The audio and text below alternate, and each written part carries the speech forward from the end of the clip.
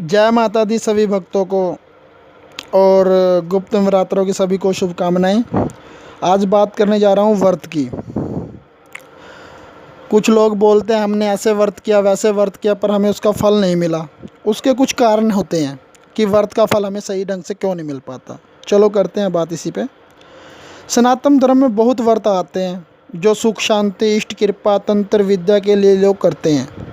इसका बड़ा ही महत्व है, लेकिन लोगों में ये धारणा भी बनी हुई है कि भूखा रहने से भगवान प्रसन्न नहीं होते। यह बात बिल्कुल सत्य है। भूखा रहने से भगवान खुश नहीं होते। व्रत का अर्थ लोगों ने भूखा रहना अपनी मर्जी से निकाल रखा है। व्रत में अन्न का त्याग किया जाता है, बाकी सात्विक चीज़ें फल जूस दूध सब खा पी सकते हैं, तो इसमें भूखा रहना कहाँ से हुआ। व्रत वैदिक पद्धति में आता है और वैदिक पद्धति में सात्विकता प्रधान है। हमारे जो पूर्ण सात्विक ऋषि मुनि हुए हैं वो भी सिर्फ फल और गाय माता का दूध प्रयोग करते थे।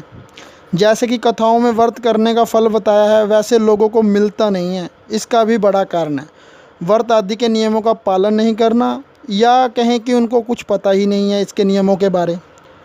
अन्न का त्याग कर दिया बस, बाकी अपने में कोई परिवर्तन ना करना, मन में गलत विचार करना, झूठ क्रोध, ये सब फल में व्रत के फल को खंडित कर देता है। मैंने देखा है लोगों ने व्रत किया है, सिनेमा देखने जा रहे हैं, टीवी पर गाने सुन रहे हैं, सीरियल देख रहे हैं, बाहर के बने जूस चिप्स खा रहे हैं आदि खाते पीते हैं, जिससे व्रत खंडित हो जाता है।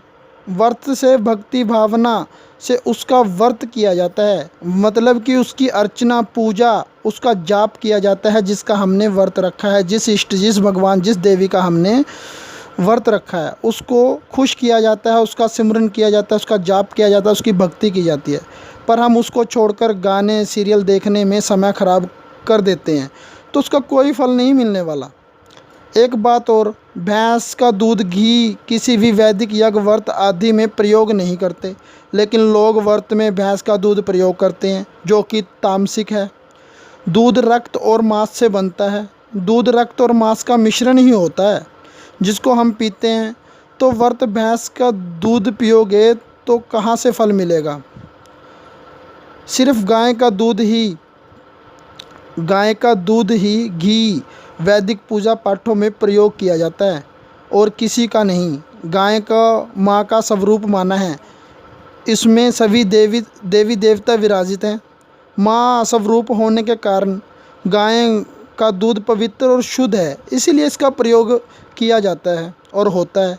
यही छोटे छोटे कारण हैं जो आपकी पूरी मेहनत को ख़राब कर देते हैं, और भैंस का दूध उनमें से सबसे ऊपर है। खुद गलत विधि विधान करते हैं और जब सफल नहीं होते तो दोष व्रत साधना को या अपने इष्ट को या देवी देवता को देते हैं। तो व्रत को आप सिर्फ भूखा रहना ना समझें, अपने मन के विचार अपनी भावनाओं सबको कंट्रोल रख के सबको अपने आप को साध के व्रत साधना की जाती है। तो आप सभी इस बात का विचार करें।